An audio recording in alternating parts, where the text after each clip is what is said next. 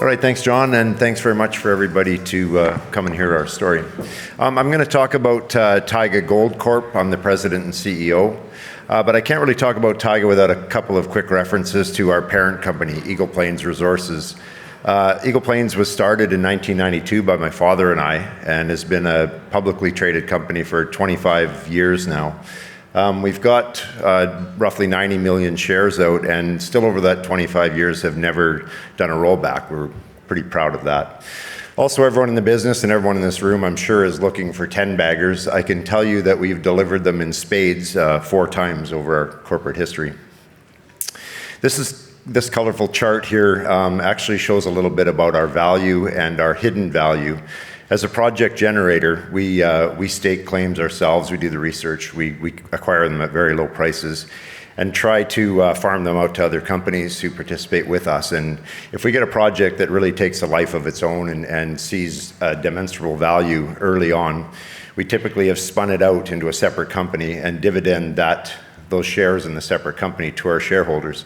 So on this chart, our actual share price right now is about 10 cents a share. We have a modest share capitalization of about $10 million, but we've dividended about $75 million out to our shareholders over the years in the form of these other companies. Taiga Gold is the most recent spin out. We spun out Taiga Gold just in 2018 on a 2-for-1 basis. So it was listed in April of 2018 on the Canadian Stock Exchange, the CSE, under the symbol TGC. We've learned over the years that it's good to keep a little bit of those shares behind, so we've kept 19.9% of Taiga shares in Eagle Plains, which is part of our value right now. Taiga itself is focused on gold exploration in Saskatchewan, and our flagship property is the Fisher property, which is right now under option to SSR. That was the past. Now I get to talk about the fun part, the future. I'm an exploration geologist and an optimist by nature, and it's my job to give outlandish forward-looking statements to you guys, so bear with me, be forewarned. This is our property package for Taiga Gold. It's located in Saskatchewan, northern Saskatchewan. Our flagship property, again, is the Fisher, which is located right here. It's directly adjacent and contiguous with SSR Mining's CB Gold complex. We also own another few projects in the area, the Orchid, the Leland, and the Chico, which are all associated with the Taberner fault structure, which is the focus of attention by SSR right now. The roots of Taiga go back to 2012. The Saskatchewan government announced that they were going to go to an online map staking system. So in preparation for that, we took a couple of bright research geologists and locked them in the basement for a month and told them to study Saskatchewan, get to know it, and come up with some staking targets for opening day. This was the first project we staked right here in the northern part of the Fisher property. Nobody likes bear markets, but it does provide opportunities for companies like ours, and we were actually quite amazed that we could stake within 1.5 kilometers of a producing mine at the decline of the Santoy deposit.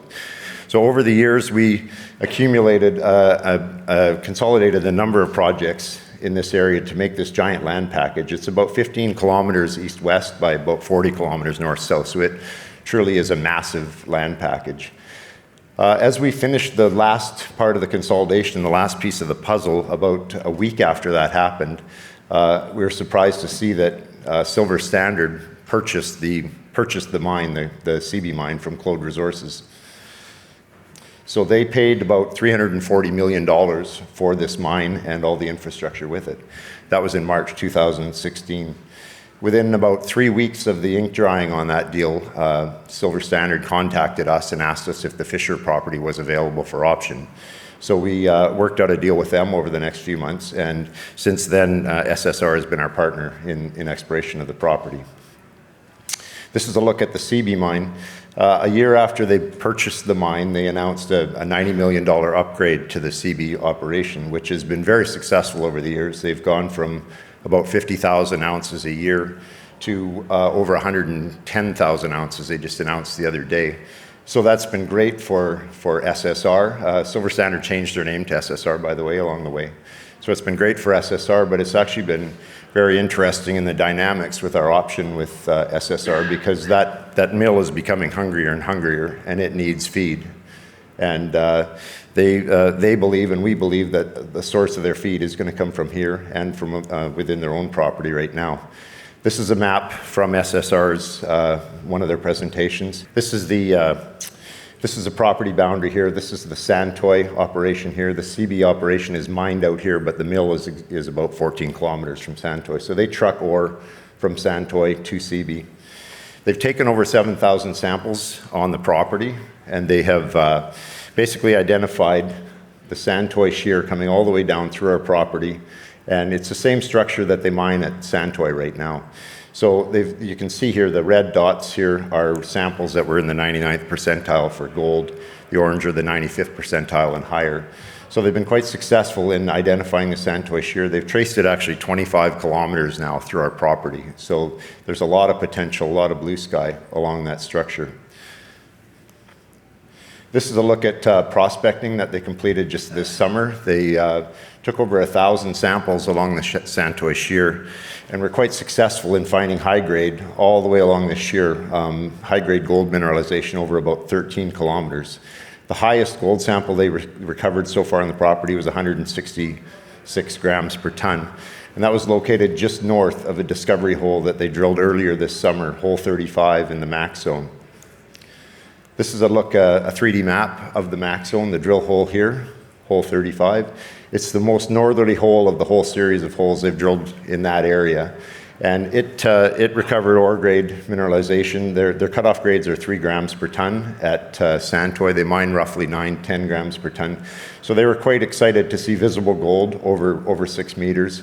And within that interval was high grade gold of 7 grams over 1.5 meters and 13.7 grams over 0.73 meters.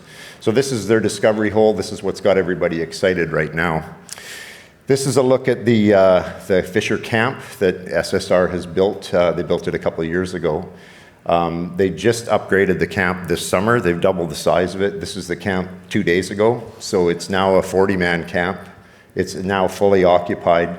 They just moved 2 drills in this week, so they'll be doing a very, very big drill program over the winter months, over the next few months.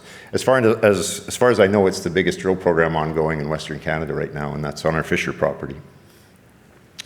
This is a look at what the Santoy shear looks like on surface. It's really not that impressive.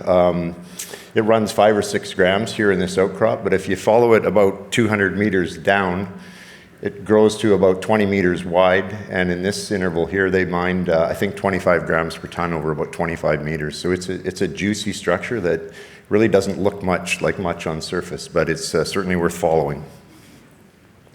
Milestones to date, SSR has funded $7.8 million in exploration on the property. They've completed 48 drill holes for 21,000 meters or 70,000 feet. They've collected 7,600 soil samples and over 1,000 rock samples on the property. And significantly, they have found high-grade mineralization in drill core at the Max Zone and a lot of high-grade intercepts over the length of the Santoy shear over about 13 kilometers. To date, they've paid us $725,000 in cash, which has gone to Eagle Plains and to Taiga. Part of that cash was to reimburse some of our early expenditures. So we're basically risk-free and cost-free at this point. Catalyst for making money in the future. Again, the drilling is underway. 2 drills, 12,000 meters, roughly 40,000 feet of drilling will be done this year. Most of it done over the next 2 or 3 months during the winter months. They tell us they plan on another very aggressive summer surface program to explore the Santoy shear farther to the south. They're going to collect roughly 4,000 samples there. They've upgraded the camp by, they doubled the size of it, so they clearly have big plans for the future there.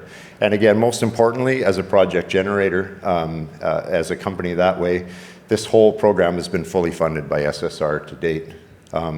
We understand with the drilling they're going to do this winter, it'll probably be about another $4 million spent this year on the property. At the same time as SSR is doing their work, we plan additional exploration on our satellite properties, the Leland and the Orchid in the area. That's it. Thanks very much. We're in the back corner if anybody wants to talk to us. We're actually announcing a financing here shortly, so if anybody's interested, you can come and see us there. We trade about 9 cents a share right now with a market cap of $7 million. Thanks very much.